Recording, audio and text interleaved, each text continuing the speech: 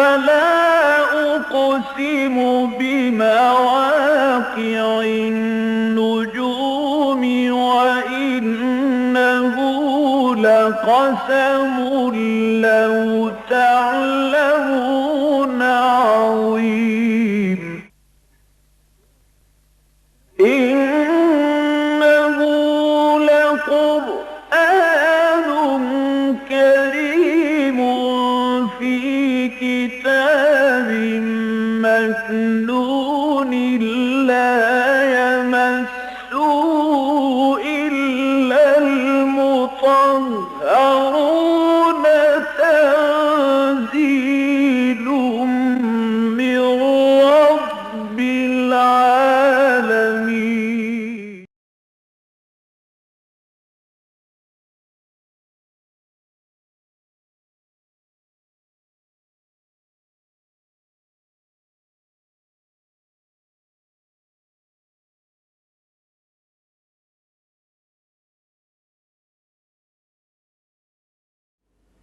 بسم الله الرحمن الرحيم. يا أيها الناس إن كنتم في ريب من البعث فإنا خلقناكم من تراب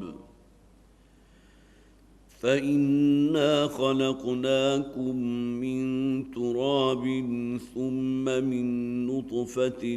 ثم من علقة ثم من مضغة مخلقة وغير مخلقة لنبين لكم ونقر في الأرحام ما نشاء إلى أجل مسمى ثم نخرجكم طفلا ثم لتبلغوا أشدكم ومنكم من يتوفى ومنكم من يرد إلى أرذل العمر لكي لا يعلم من بعد علم شيئا وترى الأرض هامدة فإذا أنزلنا عليها الماء اهتزت وربت وأنبتت من كل زوج بهيج ذلك بأن الله هو الحق وأنه يحيي الموتى وأنه على كل شيء قدير وأن الساعة آتية لا ريب فيها وأن الله يبعث من في القبور ومن الناس من يجادل في الله بغير علم ولا هدى ولا كتاب منير. صدق الله العظيم. رب اشرح لي صدري ويسر لي أمري واحلل عقدة من لساني يفقهوا قولي. اللهم ألهمنا رشدنا وأعصمنا من شرور أنفسنا आमीन या रब्बल आलमीन। पिछले हफ्ते हमने सूरह हज का आगाज़ किया था। 4.5 आयत हम पढ़ सके थे और 5वीं आयत से गोया कि हमें जिसका आधा हिस्सा हम पढ़ चुके, आज दोबारा शुरू करेंगे। इस सूरह मुबारका के बारे में मैंने अर्ज़ किया था कि ज़माने नुज़ूल के एतबार से मक्की सूरत है, अगरचे मुसहफ़ में सूरतुल हज मदनिया लिखा हुआ है, लेकिन ये कि इसके बारे में कोई इख्तिलाफ़ नहीं कि ये सूरह मुबारक, जैसा कि मैंने पिछली मरतबा भी हवाला दिया था अल्लामा आलूसी का भी और अल्लामा कुर्तबी का भी, कि इन दोनों के नज़दीक ये सूरह मुबारक मक्की और मदनी आयात का मजमूआ है। सूरत के आगाज़ से लेकर आयत नंबर 24 तक बिल्कुल वो अंदाज़ है जो मक्की सूरतों में है। ابتدائی آیات جو ہم نے پڑھی تھی اس میں بھی آپ نے محسوس کر لیا ہوگا، قیامت کا ذکر ہے، زلزلۃ الساعۃ کا ذکر ہے، نبأ عظیم کا ذکر ہے۔ پھر انسان کا جو اعتراض اللہ کے بارے میں ہوتا تھا کہ ہمیں مرنے کے بعد کیسے زندہ کرے گا، عقلی دلیل بھی دی گئی ہے، اپنی تخلیق پر غور کرو۔ تو ابتدائی حصہ جو ہے گویا کہ نصف سمجھ لیجئے، آغاز سے آیت نمبر 24 تک یہ مکی صورت ہے، اور اس کے بعد پھر جو ہے وہ مدنی انداز آپ کو اس میں بڑا نمایاں نظر آئے گا، اور جس کی سب سے بڑی دلیل یہ ہے کہ سورہ مبارکہ کی لاسٹ بٹ ون آیت جو ہے، یا ایھا الذین آمنوا ارکعوا واسجدوا واعبدوا ربکم وافعلوا الخیر لعلکم تفلحون، یہاں خطاب مسلمانوں سے ہے، اور یہ بات مسلم ہے کہ یا ایھا الذین آمنوا کے الفاظ سوائے مدنی صورتیں کی اور کہیں ہے ہی نہیں۔ اس صورت کا اولین حصہ مکی انداز لیے ہوئے، اور آخر میں جسے آپ کہیے کہ جہاں سمب کی جا رہی ہے بات، وہاں یا ایھا الذین آمنوا کے الفاظ ہیں اہل ایمان، اور بحیثیت امت مسلمہ یا ایھا الذین آمنوا کے الفاظ آپ کو سوائے مدنی صورتوں کے اور کہیں نہیں ملیں گے۔ تو گویا کہ یہ بھی دلیل ہے اس بات پر کہ مکی اور مدنی صورتوں کی آیات کا جو ہے مجموعہ ہے، اور اس میں چند آیات کے بارے میں تو یہاں تک پن پوائنٹ کیا گیا کہ یہ اثناء سفر ہجرت نازل ہوئی ہیں۔ گویا کہ آپ کہہ سکتے ہیں کہ جو زمانہ نزول کے اعتبار سے نہ مکی ہے نہ مدنی ہے، حضور اس وقت نہ مکہ میں تھے نہ مدینہ میں تھے، بلکہ ہجرت کا سفر جاری تھا،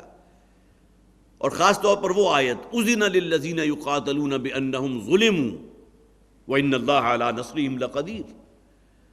اب اللہ تعالیٰ کی طرف سے اجازت دے دی گئی ہے ان لوگوں کو کہ جن کے ہاتھ بندھے ہوئے تھے، جن پر ظلم ہوا تھا،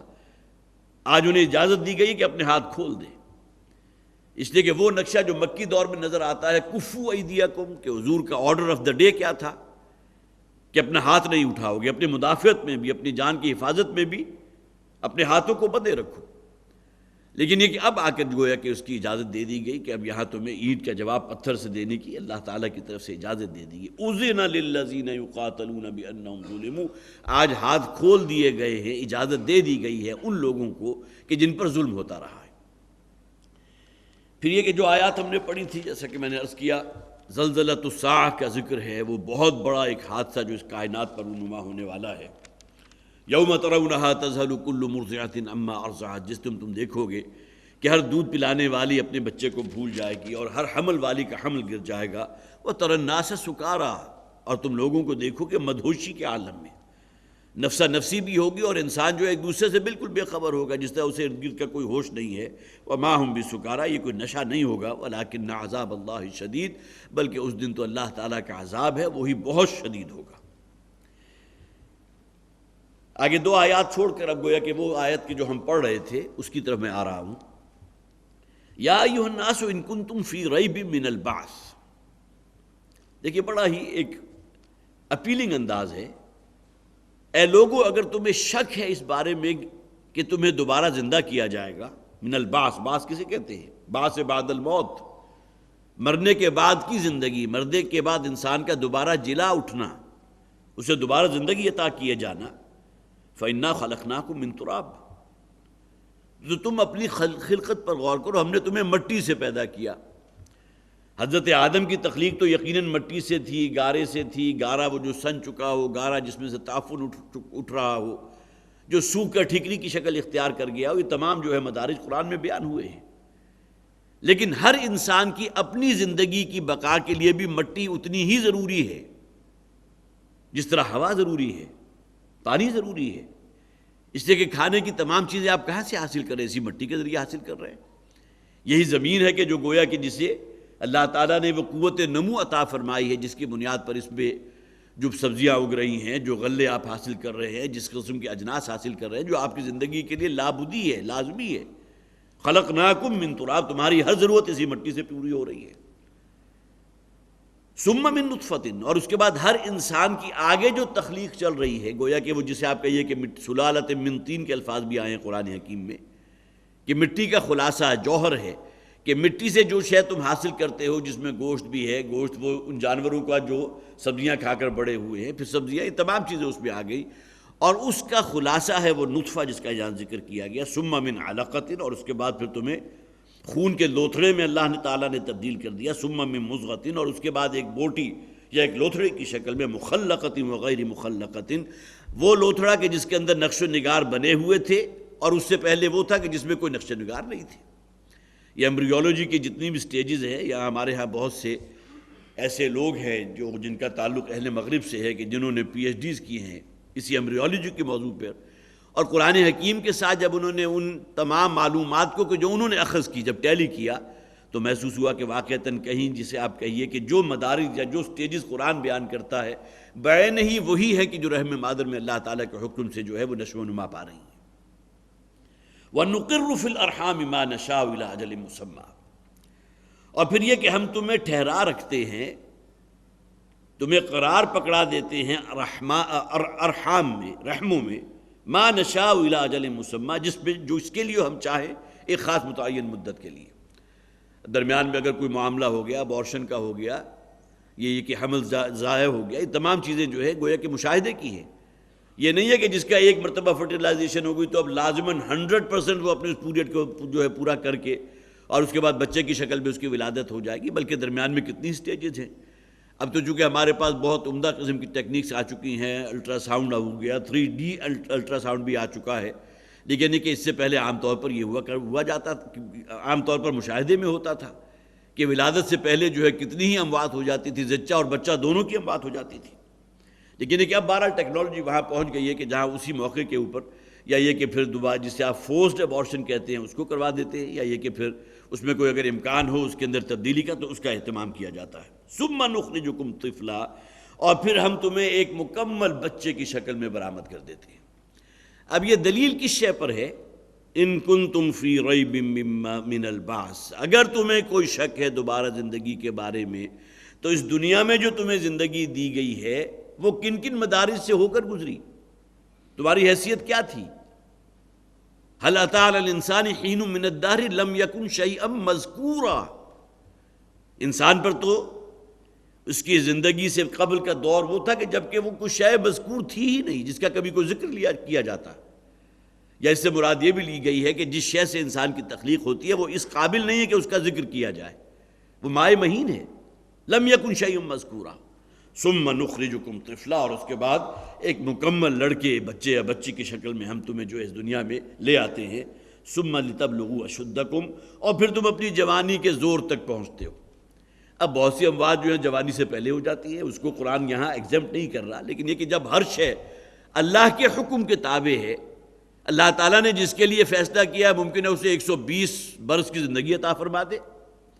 اگرچہ اس کے لیے آخر میں الفاظ جو ہیں لِكَيْ لَا يَعْلَمَ مِن بَعْدِ عِلْمٍ شَيْئًا، کہ وہ ارذل عمر کے جس سے نبی اکرم صلی اللہ علیہ وسلم نے بھی پناہ مانگی ہے، جبکہ انسان دوسروں پر محتاج محض ہو کر رہ جاتا ہے، ڈیپینڈنٹ ہے،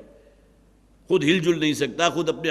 حوائج ضروریہ پوری نہیں کر سکتا، تو اس حوالے سے گویا کہ ارذل عمر وہ ہے کہ جس سے بہرحال ہمیں بھی پناہ مانگنی چاہیے، اور اللہ کے رسول صلی اللہ علیہ وسلم نے اس سے پناہ مانگی ہے۔ وَمِنْكُمْ مَن يُتَوَفَّى، اور تم میں سے وہ بھی ہیں کہ جنہیں اللہ تعالیٰ پہلے ہی زندگی کے دور میں قبض کر لیتا ہے، جوانی میں، نوجوانی میں، بچپن میں، یا بھی بڑھاپے تک نہیں پہنچے، انہیں اللہ تعالیٰ نے اپنے پاس بلا لیا۔ وَمِنْكُمْ مَن يُرَدُّ إِلَىٰ أَرْذَلِ الْعُمُرِ لِكَيْ لَا يَعْلَمَ مِن بَعْدِ عِلْمٍ شَيْئًا، اور تم میں سے وہ بھی ہوتے ہیں کہ جو لوٹا دیے جاتے ہیں، پہنچا دیے جاتے ہیں ارذل العمر تک، عمر کی وہ آخری حد، لِكَيْ لَا يَعْلَمَ مِن بَعْدِ عِلْمٍ شَيْئًا، کہ اس کے بعد سب کچھ علم ہونے کے باوجود اسے کسی شے کا علم نہیں ہوتا۔ وہی جو جوانی میں جو ہے جبکہ وہ جوبن پر تھا، اس کے قوا بہت مضبوط تھے، اس کی یادداشت تھی، اس کی حافظہ تھا، اس کا ذہن ایک پورا کمپیوٹر تھا۔ آئنسٹائن کے بارے میں غور کیجئے، یا یہ کہ اس کی نوع کے اور بھی کتنے ہی افراد ہوں گے کہ جنہیں اللہ تعالیٰ نے جو ذہانت دی تھی، جو فطانت دی تھی، جنہوں نے پورے جسے آپ کہیے کہ نئے ابواب جو ہے اس دنیا میں پیدا کر دیے۔ اسی طرح علماء کے اندر کیسی کیسی شخصیتیں اللہ تعالیٰ نے پیدا کی تھی، جنہیں جس جیسا حافظہ دیا تھا، جو یادداشت تھی، جو ذہن، جو ان کو اللہ تعالیٰ نے فہم عطا فرمایا تھا۔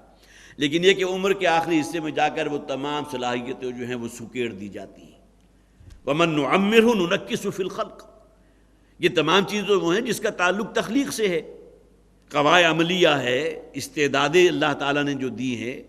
انسان کے اندر جو قوت کار ہے، قوت بازو ہے، یہ تمام چیزیں تو عالم خلق کی شے ہے،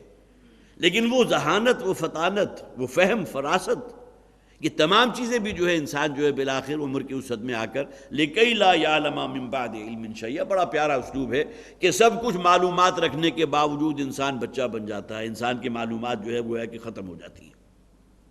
اب یہ دیکھیے یہ تمام مدارج جو بیان کیے گئے، جیسا کہ میں نے عرض کیا تھا،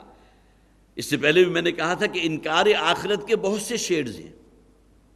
قرآن حکیم میں اس کو ڈسٹنکٹلی بہت سے مقامات پر بیان کیا گیا۔ سب سے عریاں ترین شیڈ کیا ہے؟ آخرت کا کورا اور چٹا انکار، ہم مرنے کے بعد کی زندگی کے قائل ہیں ہی نہیں۔ اور واقعہ یہ کہ انسانوں کی عظیم اکثریت صرف ایک ڈوگمے کی حد تک تو اس بات کو تسلیم کرتی ہے کہ بعد بعد الموت ہوگا، مرنے کے بعد کی زندگی ہے، لیکن یہ کہ جسے آپ کہیں گے کہ عملی زندگی پر اس کے کوئی اثرات جو ہے اس کا نمودار ہونا، وہ کہیں دور کی بات ہے۔ معلوم ہوا صرف عقیدہ ہے کہ مرنے کے بعد کی زندگی ہے، باقی اس پر یقین حاصل نہیں۔ تو چٹا انکار، کورا انکار، عریاں ترین انکار ہے جس کا ذکر قرآن حکیم میں کیا گیا۔ ان ہی الا حیاتنا الدنیا نموت ونحیا، یہ دنیا کی زندگی ہی ہے سب کچھ، ہم خود زندہ ہوتے ہیں، ہمارے اوپر موت طاری ہو جاتی ہے، جس طرح ہر حیوان ہے، نباتات ہیں، ایک خاص پیریڈ تک اس کی گروتھ ہوگی اور اس کے بعد ڈاؤن فال ہے۔ باقی ہم کسی اللہ کو یا کسی خالق کو مارنے کو تیار نہیں کہ جس نے ہمیں تخلیق کیا ہو اور ہماری زندگی کے تمام مدارج اس کے کہے یا اس کے اذن سے آگے بڑھ رہے ہیں۔ یہ تو چٹا انکار، جسے داریت کہیں گے۔ پھر دوسرے وہ لوگ ہیں کہ جن کے ذہن کے اندر یہ خیال تو آتا ہے کہ مرنے کے بعد کی کوئی زندگی ہونی چاہیے، اس لیے کہ انسان کو اللہ تعالیٰ نے جو عقل دی ہے، جو نیکوکار لوگ ہیں انہیں اس دنیا کے اندر جو ہے وہ بھرپور بدلہ نہیں ملتا، بلکہ اکثر و بیشتر معاملہ الٹ ہوتا ہے، ان پر پرسیکیوشن ہوتی ہے، تشدد ہوتا ہے ان کے اوپر، ان کی جان تک لے لی جاتی ہے۔ وہ لوگ ہیں جو حق کے علمبردار بن کر کھڑے ہوئے، وہ حق ہے جس کو سب تسلیم کرتے ہیں کہ واقعتاً یہ بات حق ہے، لیکن چونکہ ویسٹڈ انٹرسٹ ہیں لوگوں کے، اس نظام کے جو ظالمانہ اور استحصالی نظام ہے اس کے اپنے انٹرسٹ ہیں، لہذا ان کو پس زندہ ڈال دیا جاتا ہے، ان کی جان تک لے لی جاتی ہے۔ ان کا جرم کیا تھا؟ حق کی علمبردار بن کر کھڑے ہوئے تھے۔ تو انسان کی عقل تقاضا کرتی ہے کہ کوئی زندگی اور ہونی چاہیے کہ جہاں انہیں ان کی نیکیوں، نیک اعمال، حق کا ساتھ دینا، حق کے لیے اپنی جان تک کو قربان کر دینا، اس کا بھرپور ریوارڈ مل جائے۔ انسان کی عقل تقاضا کرتی ہے، اور پھر انہی آنکھوں سے ان لوگوں کو بھی دیکھتا ہے جو انتہائی ظالم ہیں، درندوں سے بڑھ کر ظلم کرنے والے ہیں۔ اور آج بھی آپ اخبارات اٹھا کر پڑھ لیجئے، جس قسم کے واقعات ہمارے علم میں آتے ہیں، انسان کام کر رہ جاتا ہے کہ کوئی انسان بھی یہ حرکت کر سکتا ہے کہ کسی چھوٹی سی بچی کو اغوا کیا اور اس کے ساتھ جو ہے وہ ریپ کیا، اس کے بعد اس کے جسم کے ٹکڑے ٹکڑے کر دیے۔ اس پر بھی ان کی جو آتش، کیا انتقام کا لفظ تو میں استعمال نہیں کر سکتا، لیکن ان کی حیوانیت اس پر بھی بس نہیں کی، بلکہ اس کے بعد اس کے اوپر پیٹرول ڈال کے چھڑک کر آگ لگا دی۔ کوئی توجیہ ہے اس بات کی؟ اب ان لوگوں کے ساتھ کیا سلوک ہونا چاہیے جنہوں نے یہ کام کیا؟ تو انسان کی عقل اس بات کا بھی تقاضا کرتی ہے کہ کوئی اور زندگی ہونی چاہیے جہاں ان کو بھرپور سزا مل کر رہے۔ اس دنیا میں اگر ایسا بندہ پکڑا بھی گیا تو آپ کیا سزا دیں گے؟ اسے پھانسی پر لٹکا دیں گے، الیکٹرک چیئر پر بٹھا دیں گے، اس کی جان لے لیں گے؟ یہ تو دعویٰ نہیں ہے۔ یا ایک شخص وہ ہے کہ جو کئی انسانوں کا قاتل ہے۔ اب یہ تمام چیزیں انسان کو جو اللہ تعالیٰ نے عقل اور فہم دیا اس کا تقاضا ہے، منطقی طور پر کوئی عقلی استدلال آخرت کے وقوع پذیر ہونے پر۔ لہٰذا خیال تو آتا ہے، ان نظن الا ظن، ہاں گمان تو ہے، یہ ظن و تخمین کے درجے کا ایمان ہے، صرف وہ یقین کے درجے والا ایمان نہیں ہے کہ مرنے کے بعد کی زندگی ہونی چاہیے۔ ہمارا دل تو کہتا ہے اس بات کے بارے میں تائیدی، گویا کہ ہمیں تائید اپنی فطرت میں سے ملتی ہے۔ پھر اور اس کے آگے دیکھیے بدقسمتی یہ کہ وہ قومیں جو اللہ تعالیٰ کے اولو العزم من الرسل، جن قوموں کی طرف بھیجے گئے تھے، ان کے اندر یہ بات جو ہے اپنی جگہ بڑی مطمئن کر گئی انہیں کہ ہم تو جو ہے بہت ہی اللہ کے چنیدہ ہیں، اللہ کے بیٹوں کے مانند ہیں، بنی اسرائیل، ہماری طرف تو اللہ تعالیٰ نے ان پیغمبروں کو بھیجا جو اللہ کو بڑے محبوب تھے، ہم نے ان کی تصدیق کی ہے، ان پر ایمان لائے ہیں۔ لہٰذا اب یہ بھی انکار آخرت ہے۔ آخرت کو جسے آپ کہیے کہ عدل و قسط والا دن تسلیم نہیں کرتے، بلکہ اس بنیاد پر کہ ہم کسی نبی کی امت میں شامل ہیں، خار ہیں، بدکار ہیں، لیکن جو کچھ بھی ہے تیرے محبوب کی امت میں ہے۔ اب یہ بھی انکار آخرت ہی کا ایک شیڈ ہے کہ آخرت کو آپ نے ان تمام چیزوں کے ساتھ، وہ پری ریکویزٹس یا وہ محاسن کے جو آخرت کے اس تصور کے ساتھ لازماً شامل ہونے چاہیے کہ اللہ تعالیٰ العادل ہے، وہ عدل و انصاف سے کام لے گا۔ صرف اس بنیاد پر کہ تم کسی ایسی امت میں شامل ہو جو اولو العزم من الرسل میں جن کی طرف بھیجے گئے تھے، اس بنیاد پر اللہ تعالیٰ تمہیں جنت میں داخل کر دے گا، جیسا کہ یہود کا یہ خیال تھا، لن تمسنا النار الا ایاما معدودہ، ہمیں سوائے گنتی کے چند دن کی آگ جو ہے وہ مس تک نہیں کر سکتی۔ اب یہ بھی انکار آخرت کا شیڈ ہے۔ اسی طرح اپنے آپ کو کسی اعلیٰ نسل میں شمار کر لینا، ہم تو سیدوں میں ہیں، ہم تو سادات میں ہیں، ہم تو ہاشمیوں میں ہیں، ہمارے اوپر تو جنت کی جو ہے وہ جنت ہمارا جو ہے پیدائشی حق ہے، اور جہنم کی آگ ہم پر حرام کر دی گئی۔ یہ بھی انکار آخرت ہی کا ایک ڈائلیوٹڈ شیڈ ہے۔ اور سب سے بڑھ کر یہ کہ اللہ تعالیٰ کی جو صفت مغفرت ہے، وہ غفار ہے، وہ تو رحم فرمانے والا ہے، وہ تو کرم فرمانے والا ہے۔ کوئی شخص اپنے جانتے بوجھتے اپنی اولاد کو جو ہے آگ میں تو نہیں جھونکتا۔ الخلق عیال اللہ، تمام مخلوق جو اللہ کے عیال کی مانند ہے، تو تم کیسے کہتے ہو کہ اللہ تعالیٰ انسانوں کو آگ میں جھونک دے گا، جہنم میں جھونکے گا؟ ممکن نہیں ہے۔ لہذا گویا کہ اللہ تعالیٰ کی صفت رحمت اور صفت مغفرت جو ہے اس درجے انسان کے اوپر اس کا غلبہ ہو گیا، اور یہ بھی شیطان کا دھوکہ۔ قرآن حکیم خود اس بات کو تسلیم کرتا ہے، یا ایھا الذین آمنوا، اہل ایمان، بلکہ الفاظ یا ایھا الانسان ما غرک بربک الکریم، اے انسانوں تمہیں اپنے رب کے بارے میں اس کی صفت رحمت نے، اس کی صفت مغفرت نے، اس کی کریمی کی شان نے اللہ سے غافل کر دیا، اللہ کے بارے میں دھوکے میں مبتلا کر دیا۔ اس لیے کہ اللہ تعالیٰ اگر انتہائی رحیم ہے، رحمان ہے، گناہوں کا معاف فرمانے والا ہے، لیکن ساتھ ہی توبہ کا قبول فرمانے والا ہے، صدق دل سے توبہ کرو، اللہ تعالیٰ بڑے سے بڑے گناہ کو معاف فرما دے گا۔ لیکن انسان سرکشی اور ڈھٹائی اور طغیانی اور بغاوت میں آگے سے آگے بڑھتا چلا جائے، اور اس کی امیدیں جو ہیں اللہ تعالیٰ کی صفت رحمت کے اوپر ہی جو قائم رہیں، تو یا ایھا الانسان ما غرک بربک الکریم، تمہیں کس شے نے دھوکے میں مبتلا کر دیا اللہ تعالیٰ کی صفت کریمی کے بارے میں۔ اب یہ تمام شیڈز آپ دیکھ لیجئے کہ اگر آپ دیکھیں گے درجہ بدرجہ یہ انکار آخرت، اس کے ذریعے جو شخصیت وجود میں آئے گی وہ شخصیت نہیں ہوگی کہ جو بالمقابل اس شخص کی ہوگی کہ جس کے دل میں گہرا ایمان موجود ہو آخرت پر، جو پھونک پھونک کر قدم رکھے گا، جو زندگی کے ہر دوراہے پر آ کر ایک دفعہ رک کر کھڑا ہوگا کہ اللہ تعالیٰ کی رضا والا رستہ یہ ہے، اور ایک سرکشی والا اور شیطان کے نقشے پاک کی پیروی کرنے والا رستہ یہ، میں کون سا رستہ اختیار کروں؟ اگر اس قسم کی کوئی قدغن انسان پر نہ ہو، اور انسان اللہ تعالیٰ کی صفت رحمت اور صفت مغفرت ہی جو ہے اسی کا اسیر ہو کر رہ جائے، تو یہ بھی گویا کہ شیطان کی طرف سے ایک دھوکہ ہے۔ یہ الگ بات ہے، لا تقنطوا من رحمت اللہ، اللہ کی رحمت سے کبھی مایوس نہ ہو۔ اور آگے کیا فرمایا؟ اللہ تعالیٰ گناہوں کو معاف فرمانے والا ہے، لیکن گناہوں کو معاف فرمانے والا کس کے حق میں؟ جو صدق دل سے توبہ کرنے والے ہوں۔ انما التوبۃ علی اللہ للذین یعملون السوء بجہالۃ ثم یتوبون من قریب، اللہ نے اپنے ذمے یہ بات واجب قرار دے دی ہے، لازم پکڑ لیا اس بات کو کہ وہ ان لوگوں کی توبہ لازماً قبول فرمائے گا جو صدق دل سے توبہ کرتے ہیں، ثم یتوبون من قریب، اور اس گناہ کے اوپر اصرار، ہٹ درمی اور اسی کے اوپر دوام اختیار نہیں کرتے، اپنی زندگی میں ایک چینج تو لاؤ۔ تو یہ تمام جو گویا کہ یہ جو جتنے بھی دلائل دیے گئے ہیں اس میں انکار آخرت کے وہ شیر جو ہیں اس کو پس منظر میں رکھیں۔ یا ایھا الناس ان کنتم فی ریب من البعث، اے لوگو اگر تمہیں کوئی شک ہے بعث بعد الموت کے بارے میں، مرنے کے بعد کی زندگی کے بارے میں، جزا و سزا کے بارے میں، یوم الدین کے بارے میں، تو گویا کہ اللہ تعالیٰ کی وہ صفت، وہ قدرت کہ جس میں وہ ہر انسان کو دوبارہ زندہ کر دے گا، تو اپنی اس دنیاوی تخلیق پر غور کرو کہ ہم نے تمہیں کن کن مدارس سے نکال کر اور کہاں تک پہنچایا۔ وَمِنْكُمْ مَنْ يُتَوَفَّى وَمِنْكُمْ مَنْ يُرَدُّ إِلَىٰ أَرْذَلِ الْعُمُرِ لِكَيْ لَا يَعْلَمَ مِنْ بَعْدِ عِلْمٍ شَيْئًا، اور پھر یہ کہ تم لوگ وہاں تک پہنچا دیے جاتے ہو کہ جہاں جا کے سب کچھ علم ہونے کے باوجود انسان بالکل لا علم رہ جاتا ہے۔ وَتَرَى الْأَرْضَ حَامِدَةً، دیکھیے اس کو جو دلیل قائم کی ہے کس شے سے،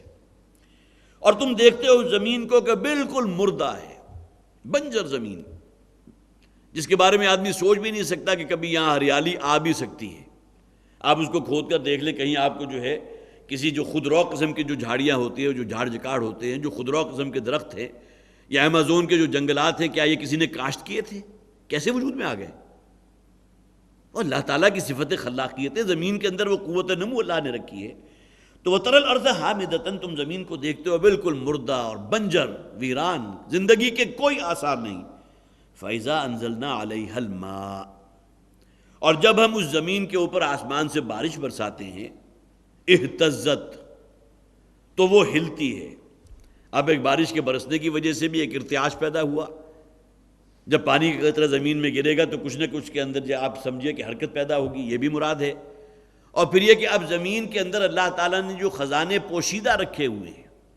جس کی بنیاد پر اب تھوڑے ہی عرصے میں تمہیں پوری زمین جو ہے سبز قالین کی طرح نظر آئے گی۔ اور یہ چولستان کے علاقوں کے رہنے والے اور یہاں کے رہنے والے خود بتاتے ہیں کہ پورے کئی مہینے وہ زمین کے جہاں سوائے ریت کے اور کچھ نہیں ہوتا، لیکن بارش برستی ہے اور نامعلوم کہاں سے جو ہے وہ بہت ہی، جسے آپ کہیے باغ و بہار قسم کے جو ہے چھوٹے چھوٹے پودے، اس میں پھول لگے ہوئے ہیں۔ پھر زندگی اس معنی میں کہ حشرات الارض جو ہیں ایسے نکل آتے ہیں نیچے سے، معلوم ہوتا ہے کہ وہ منتظر تھے کہ یہ سیرابی جیسے ان کے اوپر ہوگی، وہ مردہ تنوں کے اندر جو ہے اللہ تعالیٰ جسم اس کے اندر جان ڈال دے گا۔ اہتزت تو وہ ہلتی ہے، اس کے اندر ایک جسے آپ کہیے کہ حرکت پیدا ہوتی ہے، وربت، اور پھر وہ تھوڑی سی پھولتی ہے، ابھرتی ہے، وَأَنبَتَتْ مِن كُلِّ زَوْجٍ بَهِيجٍ، اور پھر اس میں ہر قسم کی انواع و اقسام کی چیزیں جو ہے تم نکلتے ہوئے دیکھتے ہو، خضراء قسم کے پودے بھی۔ پہاڑی علاقوں میں اگر آپ چلے جائیں اور ذرا جو ہے اپنی گاڑی سے اتر کے ذرا جو پہاڑ پر چلیں تو آپ کو نظر آئے گا وہاں جو ہے کیسے کیسے خوبصورت اللہ تعالیٰ نے پھول، اور یہ لوگ کہ جن کی پوری زندگیاں اسی ریسرچ میں بیت جاتی ہیں، یا حشرات الارض کے اوپر ریسرچ ہو رہی ہے تو معلوم ہوا کہ اس قسم کا جو حشرات میں سے ہے اس کی اتنی سپیشیز موجود ہیں کہ جس کو گننا ممکن نہیں۔ اسی طرح انواع و اقسام کے جو خضراء قسم کے پھول ہیں وہ آپ کو اتنے اقسام کے مل جائیں گے کہ جس کی گنتی ممکن نہیں ہے۔ یہ تمام چیزیں کہاں سے آ گئی؟ یہ اللہ تعالیٰ کی وہی صفت خلقت ہے کہ جس کا ایک ظہور ہو رہا ہے۔ یہ دلیل کس شے پر ہے کہ تم زمین کو نہیں دیکھتے کہ بالکل مردہ تھی، اللہ تعالیٰ نے اس میں بھی تو آخر زندگی پیدا کی۔ ان اللہ یحیی الارض بعد موتہا، اللہ تعالیٰ احیاء فرماتا ہے، زندگی عطا فرماتا ہے زمین کو اس کے مردہ ہو جانے کے بعد، اور یہ تمہارے روزانہ کا مشاہدہ ہے، تمہاری نگاہوں کے سامنے یہ پورا عمل ہو رہا ہے۔ اس سب کے ہوتے ہوئے تم انکار کرتے ہو اور یہ سمجھتے ہو کہ شاید اللہ تعالیٰ تمہیں دوبارہ زندہ کرنے پر قادر نہیں ہے۔ وَتَرَى الْأَرْضَ حَامِدَةً فَإِذَا أَنزَلْنَا عَلَيْهَا الْمَاءَ اهْتَزَّتْ، اہتزاز جیسا کہ میں نے عرض کیا تھا، ایک اور مقام پر بھی حضرت موسیٰ علیہ السلام کو جب حکم دیا گیا تھا کہ یہ عصا اپنا جو ہے زمین پر ڈالو، فَلَمَّا رَآهَا تَهْتَزُّ كَأَنَّهَا جَانٌّ، اب جیسے انہوں نے اس عصا کو زمین پر ڈالا تو ان پر نگاہ پڑی تو وہ ہل رہا تھا، گویا کہ ایک سانپ ہے، دیکھتا ہوا سانپ بن گیا۔ حضرت عیسیٰ علیہ السلام، حضرت موسیٰ کو اللہ تعالیٰ نے جو عصا عطا فرمایا تھا اس کے اندر یہ صفت موجود تھی، اور سب کچھ ہوتا اللہ کی اذن سے تھا۔ یہ نہیں تھا کہ جب بھی وہ اپنے عصا کو زمین پر رکھے اور رکھتے ہی وہ فوراً جو ہے تبدیلی ہو جائے، گویا کہ اللہ تعالیٰ نے کوئی اصول قائم نہیں کیا۔ یہ تو ہم اگر یہ سمجھے کہ مادہ پرستانہ سوچ ہوگی تو وہ تو یہ کہے گی کہ اگر کسی شے میں کوئی صفت ہے اس کی ذاتی ہے تو جب بھی اس عصا کو زمین پر رکھے اسے فوراً جو ہے اژدہے میں تبدیل ہو جانا چاہیے، سانپ میں تبدیل ہونا چاہیے۔ ایسا نہیں ہوتا تھا، جب اللہ کا حکم ہوتا تھا، اور خاص طور پر جب وہ جادوگروں کے ساتھ جو مقابلہ ہوا تو اس موقع پر اللہ کے حکم سے یہ معاملہ ہوا تھا۔ تو وہاں الفاظ کیا ہے؟ فَلَمَّا رَآهَا تَهْتَزُّ، وہی لفظ یہاں آ گیا کہ وہ اس کو دیکھتے تھے، اس رسی کو، وہ اس لکڑی کے عصا کو، کہ اس کے اندر حرکت پیدا ہو گئی۔ یہی حرکت زمین میں پیدا ہوئی، وربت، اور وہ تھوڑی سی ابھری۔ وہ بیج جو زمین میں کہیں پوشیدہ تھا وہ اس کو سویل کیا، پانی اس نے اپنے اندر جذب کیا، وہ گدرایا، اور اس کے بعد اس کی وجہ سے زمین بھی اوپر سے جسے آپ کہیے کہ پھوٹی ہے، جس میں سے 2 کمپنی نکلی ہیں، وَأَنبَتَتْ مِن كُلِّ زَوْجٍ بَهِيجٍ، اور ہر نوع کے ازواج سے مراد یہاں صرف یہ نہیں کہ ایک جوڑا کسی پودے کا، انواع و اقسام کے تم نے پھر پودے جو ہے زمین کے اوپر دیکھے جنہیں اللہ تعالیٰ نے پیدا کیا۔ ذَلِكَ بِأَنَّ اللَّهَ هُوَ الْحَقُّ۔ اب دیکھیے اگلی 2 آیات ہیں کہ جن میں 5 حقائق کا ذکر کیا گیا۔ اب یہ بالکل وہی انداز ہے جیسے کہ میں نے آغاز میں عرض کیا تھا، جو حضرات لیٹ آئے ہیں، کہ یہ سورہ مبارکہ وہ ہے کہ جس میں مکی اور مدنی دونوں آیات جمع ہیں۔ آغاز سورت سے لے کر 24ویں آیت تک خالصتاً مکی انداز، اب تک جو آیات ہم نے پڑھی وہ اپنے اندر مکی اسلوب لیے ہوئے۔ اسی طرح یہ جو فرمایا ذالک بان اللہ هو الحق، یہ اس وجہ کہ اس کائنات کی سب سے بڑی حقیقت اللہ ہے جو الحق ہے، سب سے بڑی حقیقت۔ ظاہر ہے کہ الحق کا جامع اگر کسی کو راس آتا ہے وہ اللہ کی ذات ہے۔ ان اللہ هو الحق وانہ یحیی الموتى وانہ علی کل شیء قدیر۔ یہ 3 حقائق ہیں کہ جو پہلی آیت میں بیان کر دیے گئے۔ سب سے پہلی بات تو یہ کہ اس کائنات کا سب سے بڑا حق، سب سے بڑی حقیقت اللہ ہے، اللہ الحق ہے، اس سے بڑی کسی حقیقت کا تم تصور نہیں کر سکتے۔ وجود حقیقی اگر اصلاً کوئی شے ہے تو وہ اللہ کے پاس ہے۔ کل ما فی الکون وہن او خیال او عکوس فی المرایا او ظلال، جو کچھ تمہیں نظر آ رہا ہے یہ تو اصل میں کچھ وہ بروزی قسم کے وجود ہیں، کوئی ہوائی قسم کے وجود ہیں، عارضی وجود ہیں، آج ہیں کل نہیں ہوں گے۔ انسان کا بھی یہی معاملہ ہے۔ انسان جو اپنے آپ کو سمجھتا ہے انا ربکم الاعلیٰ، کہ میں تو اصل میں سب سے رب اعلیٰ، میرے پاس جو اختیار ہے، اپنی ذات میں ہر انسان فرعون ہے، اس لیے کہ جو دائرہ کار اسے دے دیا اللہ نے، اس کے اندر وہ سمجھتا ہے کہ مختار مطلق تو میں ہوں۔ ہاں اگر اس میں خوف خدا ہے، وہ اپنے آپ کو اللہ کے تابع سمجھتا ہے، مختار مطلق اللہ کی ذات ہے، وہ اس کے نائب کی حیثیت سے تو بات دوسری ہے۔ ورنہ ہر انسان کے اندر جو نفس نامی شے موجود ہے وہ اپنی ذات میں ایک مکمل فرعون ہے، جبکہ قرآن کیا کہتا ہے؟ ان اللہ هو الحق، وجود حقیقی صرف اللہ کا ہے۔ کل شیء ہالک الا وجہہ، اس کائنات کے جس کا تم کوئی تصور نہیں کر سکتے، ہر شے تباہ و برباد ہو جائے گی، نسیہ منسیہ ہو جائے گی، ہلاک ہو جائے گی، الا وجہ، سوائے تیرے رب کی ذات کے۔ تو سب سے بڑی حقیقت تو وہی ہے، وجود حقیقی اللہ کا ہے۔ باقی جو کچھ ہے وہ وہم ہے، کوئی خیال ہے، ظن ہے، کچھ زلال سائے کو کہتے ہیں، جس طرح سائے کا کوئی وجود نہیں ہوتا، کوئی شے آپ کو نظر تو آ رہی ہے، لیکن اس سائے کو اگر آپ پکڑنا چاہیں تو کیا کوئی حسی شے آپ کے گرفت میں آ جائے گی؟ یہی معاملہ جملہ تخلیقات کا ہے اللہ کے وجود کے مقابلے میں، وجود حقیقی اللہ کا۔ ذالک بان اللہ هو الحق۔ اور یہاں بھی یہ بھی ترجمہ کیا گیا کہ اس کائنات کی سب سے بڑی سچائی وہ اللہ کی ذات ہے، وانہ یحیی الموتیٰ، اور وہی ہے کہ جو مردے کو زندگی عطا فرمانے والا ہے۔ یہاں صرف انسان مراد نہیں ہے، اس لیے کہ انسان کا ذکر تو آگے آ گیا۔ اگر آپ غور کیجئے کہ ایک انڈا ہے جسے آپ بیضہ کہتے ہیں، اس کے اندر کوئی زندگی ہے، اگر آپ اس کو مائکروسکوپ دیکھ لیں۔ سپرم کے بارے میں تو پھر بھی آپ یہ کہہ سکتے ہیں کہ اس کے اندر زندگی ہے، اب تو مائکروسکوپ اس کی جو ہے بہت تیز حرکت کو آپ کو دکھا دے گی۔ بیضۃ الانثیٰ، اس کے اندر بھی زندگی موجود ہے، لیکن یہ کہ انڈے میں کیا زندگی ہے؟ یہی انڈا اگر اس کو آپ ہیچ کریں گے تو ایک زندہ جو ہے حیوان اس میں سے نکل آئے گا۔ دیکھنے میں ایک انڈا ہے، آپ پہچان ہی نہیں سکتے کہ کچھوے کا انڈا ہے یا مرغی کا انڈا، تقریباً دونوں کا برابر۔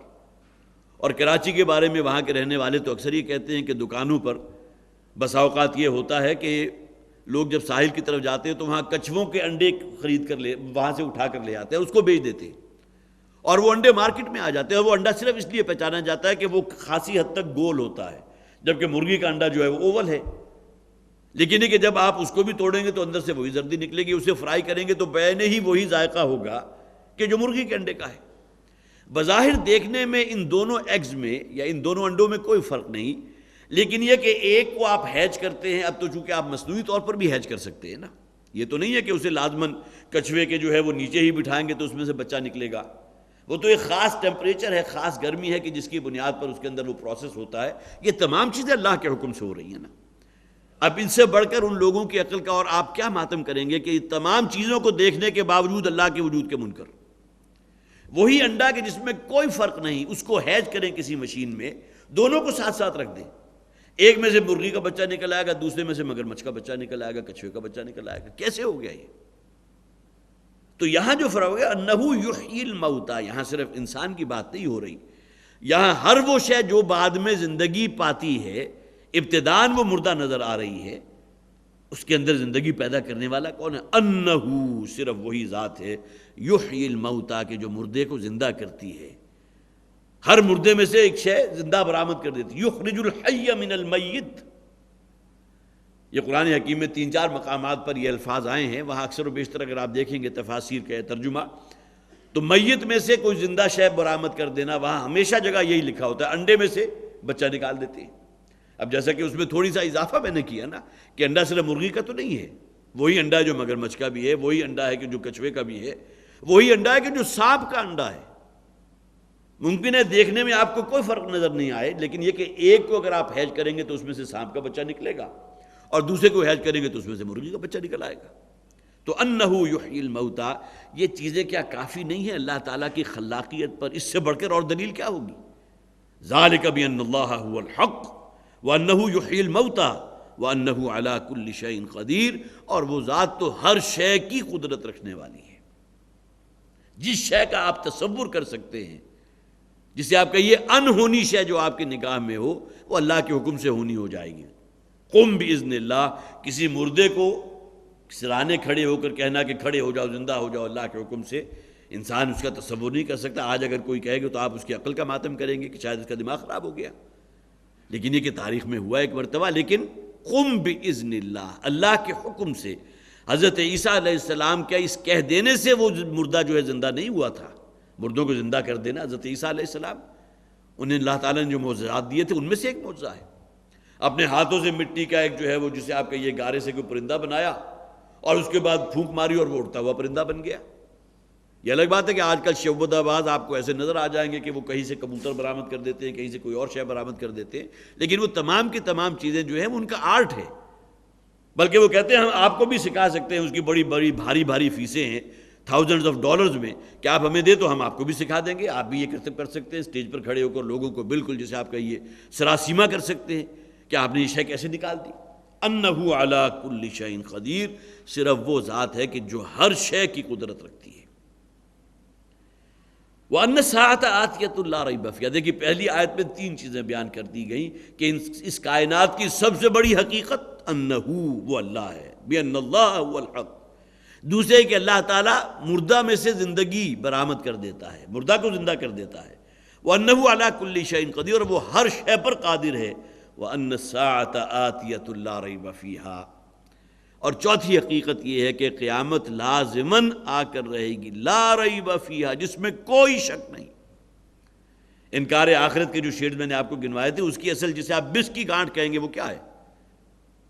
جزا و سزا کا کوئی تصور اس کو تسلیم کرنے کو تیار نہیں. بابر باعث کوش کے عالم دوبارہ نیست.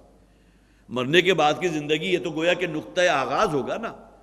اب اس کی انتہا کیا ہوگی؟ یا ہمیشہ ہمیشہ کے لیے جنت ہے یا ہمیشہ ہمیشہ کے لیے جہنم کی دیکھتی ہوئی آگے. جو سورہ قیامہ میں فرمایا گیا بل یرید الانسان لیفجر امامہ، انسان چاہتا یہ ہے کہ اپنے فسق و فجور والی زندگی ہی پر رہے، اس کے اندر کوئی تبدیلی پیدا کرنے کو تیار نہیں ہے. تو لہذا یہاں جھنجھوڑ دیا گیا وَأَنَّ السَّاعَةَ آتِيَةٌ لَا رَيْبَ فِيهَا. اور قیامت الساعہ جس سے سورہ مبارکہ کا آغاز ہوا تھا، ان زلزلۃ الساعۃ شیء عظیم، یقیناً اس الساعہ کا زلزلہ جو ہے بہت بڑی شے ہے. تو وہ ساعت آ کر رہے گی، لا ریب فیہ، جس میں کوئی امکان نہیں، شک و شبے کی کوئی گنجائش نہیں. اس سے بڑھ کر اور کیا ہوگا؟ سورہ قیامہ کا آغاز کن الفاظ سے ہوا؟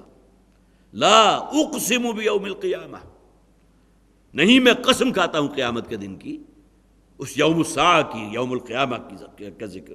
وَأَنَّ اللَّهَ يَبْعَثُ مَن فِي الْقُبُورِ. اور پانچویں بات یہ کہ اللہ تعالیٰ جو کچھ بھی قبروں میں ہے انہیں دوبارہ زندہ کر کے اٹھا دے گا. یہ بھی اللہ کی قدرت ہے. تمہارے نشوادے میں بھی وہ چیزیں آ رہی ہیں کہ اللہ تعالیٰ زندگی عطا فرماتا ہے مردے کو، مردہ شے ہے اللہ تعالیٰ نے زندہ کر دی. اسی طرح ایک دن جب کہ تم مر جاؤ گے اور تمہارے کہنے کے بقول مٹی میں مل کر مٹی ہو جاؤ گے، تمہارے الیکٹران پروٹونز بھی کہیں تحلیل ہو جائیں گے، تم دوسری دھاتوں کے ساتھ کیمیکل ایکشن کے ذریعے تمہاری ماہیت ہی تبدیل ہو جائے گی. اب یہ آپ آئرن کو اور آکسیجن کو ملائیں اور اس کی وجہ سے فیرس آکسائڈ اگر بن جائے تو اس کے اندر نہ لوہے کی صلاحیت ہے نہ آکسیجن کی صلاحیت ہے، کہنے کو کیمیکل وجود میں آ گیا. اب یہ بالکل نئی شے ہے. اسی طرح انسان کا اپنا جسم بھی تو مختلف قسم کی نمکیات ہی کا مجموعہ ہے نا. پوٹاشیم بھی ہے، میگنیشیم بھی ہے، سوڈیم بھی ہے، کلورائڈ بھی ہے، فلاں بھی ہے، فلاں بھی ہے. اور یہ چیزیں دوسری چیزوں کے ساتھ جب ایکشن کریں گی تو گویا کہ نئے نئے پروڈکٹس وجود میں آ جائیں گے. کیمیکل ایکشن ہو گیا. اب آج کے جو سائنسی ذہن ہے وہ اسی کو بنیاد بنا لے گا. اب ایک کسی شے کی ماہیت ہی اگر تبدیل ہو جائے، نہ وہ فیرس رہے نہ آکسیجن رہے، وہ مل کر کوئی ایک نئی شے بن جائے، تو انسان کے اپنی جتنی بھی نمکیات ہیں وہ بھی کیمیکل ایکشن میں جو ہے ختم ہو گئیں. اب اس کے نئے نئے وجود بن چکے ہیں. اب وہ کیسے ممکن ہے کہ ان کو دوبارہ زندہ کر دیا جائے؟ وَأَنَّ اللَّهَ يَبْعَثُ مَن فِي الْقُبُورِ. اس ذات کے بارے میں یہ شے جو ہے اس کا تصور نہ کرو کہ اس کی قدرت نہیں رکھتی. اگرچہ پہلے بھی آ گیا ان اللہ علی کل شیء قدیر، لیکن اگر کہیں تمہارے ذہن کے اندر یہ پھانس چبھی رہ بھی گئی کہ ہمیں دوبارہ زندہ کیسے کیا جائے گا، تو ان اللہ یبعث من فی القبور، اللہ تعالیٰ لازماً اٹھائے گا انہیں جو اپنی قبروں میں ہیں. ومن الناس من یجادل فی اللہ بغیر علم ولا ہدی ولا کتاب منیر. اور لوگوں میں سے وہ بھی ہیں کہ جو مجادلہ کرتے ہیں، جھگڑتے ہیں اللہ کے بارے میں بغیر علم، بغیر کسی علم کے. دیکھیے یہاں 3 ڈائمنشنز بیان کی گئی. اللہ کے بارے میں انسان کا شک و شبے میں مبتلا ہو جانا، اسی کو قرآن کہتا ہے اللہ کی ذات کے بارے میں جھگڑتے ہو کہ اللہ قدرت نہیں رکھتا تمہیں دوبارہ زندہ کرنے کی، یا یہ کہ کائنات خود بخود وجود میں آ گئی، کوئی اللہ، کسی خالق، کسی رب، کسی مالک کو ماننے والے ہم نہیں ہیں. یہ تمام چیزیں ہیں نا جو خناس انسان کے ذہن میں موجود رہتے ہیں۔ یہاں 3 ڈائمنشن کا ذکر کیا گیا۔ اگر تم اللہ تعالیٰ کے بارے میں مجادلہ کرتے ہو، جھگڑتے ہو، اس کے بارے میں تمہاری متفرق آرائیں موجود ہیں بغیر علم، سب سے پہلی بات یہ ہے کہ بغیر کسی علمی بنیاد کے۔ دیکھیے یہاں یہ جو شے بیان کی گئی اس کا تعلق ہے تجربے سے۔ کچھ چیزیں انسان کو معلوم ہوتی ہیں، صرف معلومات وہ حاصل کرتا ہے تجربے کی بنیاد پر، کہ زندہ رہنے کے لیے خوراک ضروری ہے، پانی ضروری ہے۔ اگرچہ آج سے کوئی 1000 برس پہلے انسان کو یہ معلوم نہیں تھا کہ ہوا بھی ضروری ہے، اس لیے کہ ہوا کا وجود تو اس کے سامنے کوئی تھا نہیں۔ ہاں جب تیز ہوا چلتی تھی اور اپنے ساتھ جو ہے کوئی جسے آپ کہیے کہ جھکڑ کی شکل میں، تو وہ محسوس کرتے ہوں گے کہ ہوا بھی، اگر ہوا نہ چل رہی ہو تو ہوا کے وجود کو کون شک جانتا تھا۔ آج ہمیں معلوم ہے کہ ہوا ہی کافی نہیں ہے زندگی کے لیے، ہوا میں آکسیجن نامی ایک شے موجود ہے۔ ہوا موجود ہو، آپ پہاڑوں پر چلے جائیں بہت بلندی پر، آکسیجن اگر نہیں ہوگی تو آپ کی ڈیتھ ہو جائے گی۔ تو اب آج گویا کہ ہم اور زیادہ ڈیپ چلے گئے کہ صرف ہوا کافی نہیں ہے، بلکہ ہوا کے اندر جس سے آپ زندگی کے لیے جو لازمی تقاضا ہے، جو لازمی شے ہے، آکسیجن جب تک موجود نہ ہو۔ تو یہ علم انسان کے اپنے تجربے کی بنیاد پر ہے۔ اسے معلوم ہے اگر میں کھاؤں گا نہیں تو مر جاؤں گا، پیوں گا نہیں تو مر جاؤں گا۔ یہ ہے کہ انسان نے تجربہ کیا، آگ اس نے دیکھا کہ اس کے قریب جاؤں تو مجھے جلاتی ہے۔ لہٰذا یہ تجرباتی علم ہے جو سب سے پہلی فیز ہے کہ انسان تجربے کی بنیاد پر اللہ کے بارے میں کوئی جو ہے وہ فیصلہ کرنے لگے۔ وَمِنَ النَّاسِ مَن يُجَادِلُ فِي اللَّهِ بِغَيْرِ عِلْمٍ، گویا کہ اللہ تعالیٰ کے بارے میں مجادلہ اس علم کی بنیاد پر کہ جس سے واقفیت انسان کو تجربے کی بنیاد پر ہوتی ہے۔ وَلَا هُدًى،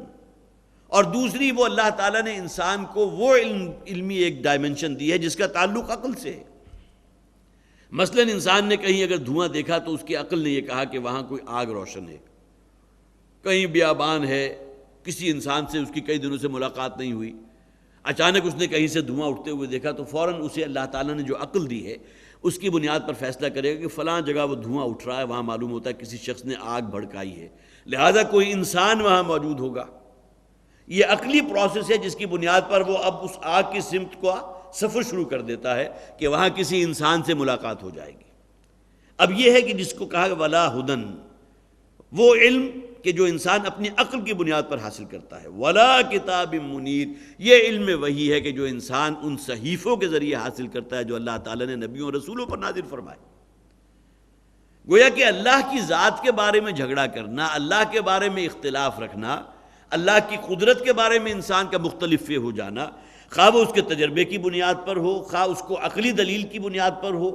یا یہ کہ ان کتابوں کی بنیاد پر، ان میں سے کوئی دلیل ایسی نہیں ہے جو انسان کے پاس موجود ہو۔ اس لیے کہ انسان کی فطرت میں اللہ تعالیٰ نے اپنی معرفت رکھی ہے۔ یہ جو عقل تعقل جسے آپ کہیں گے، غور و فکر کرنا ہے،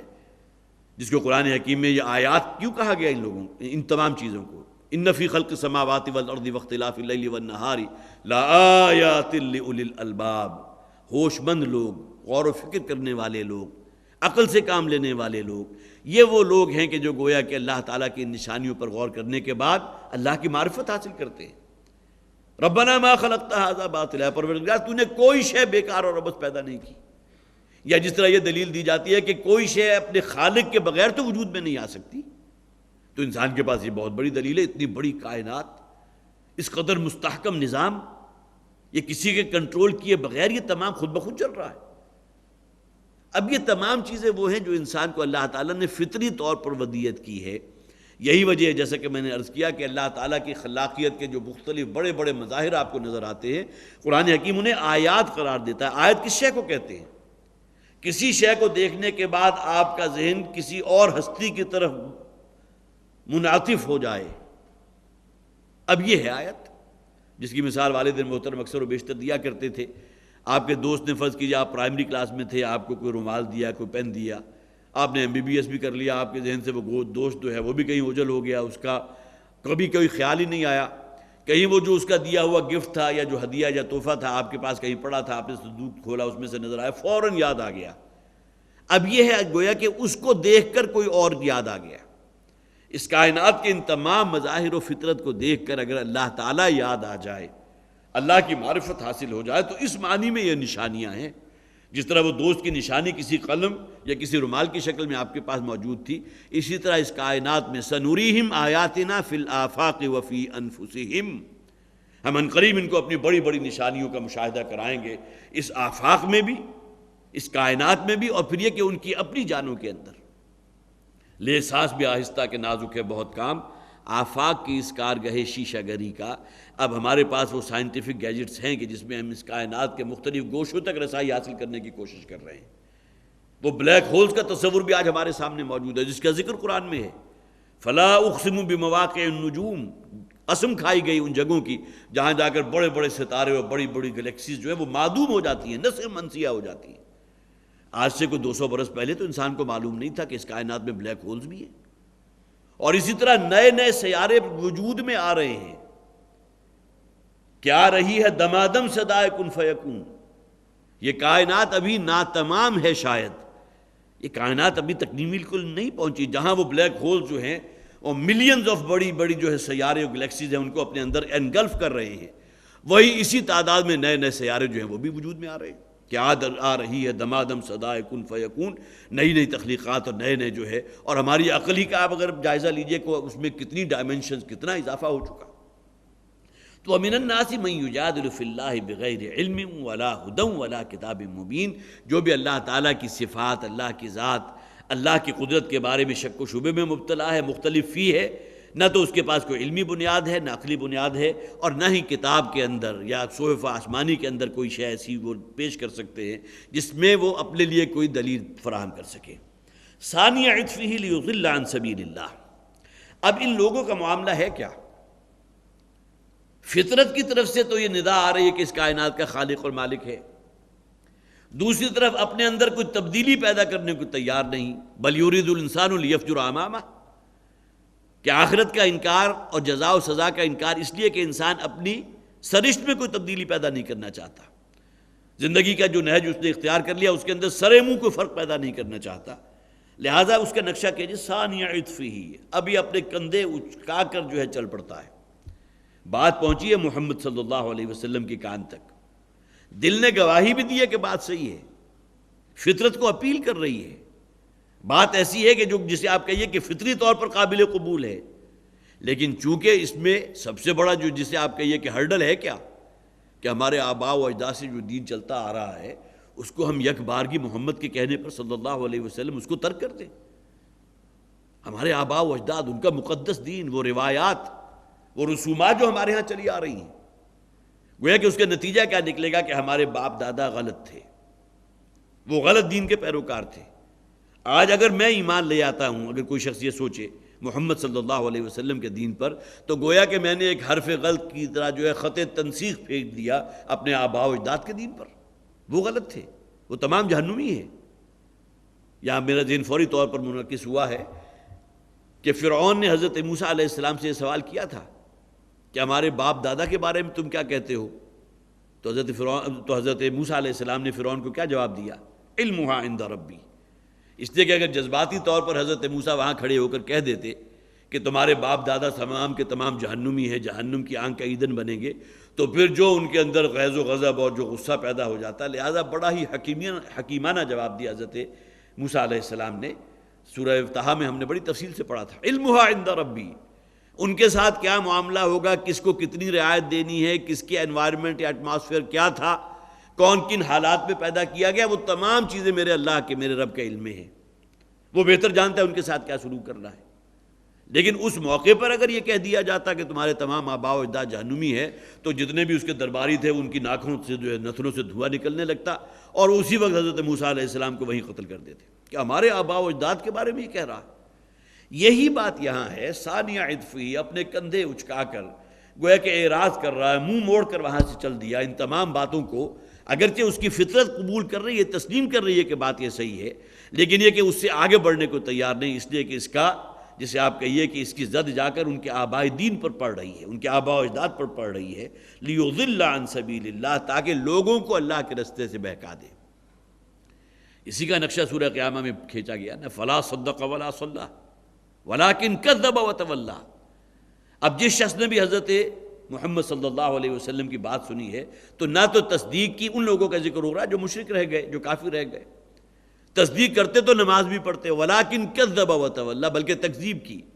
ثم ذهب الى اهله يتمتع، وہی نقشہ جو یہاں کھینچا گیا، اور پھر وہ چلا اپنے گھر والوں کی طرف بڑے فاتحانہ انداز میں، بڑا اکڑتی ہوئی چال کے ساتھ، کہ محمد نے تو ساری مجھے دلائل فراہم کیے تھے صلی اللہ علیہ وسلم، لیکن کسی شے کا میرے اوپر کوئی اثر نہیں ہوا، میرے اندر تو وہی تعصب ہے اپنے آبائی دین کے بارے میں،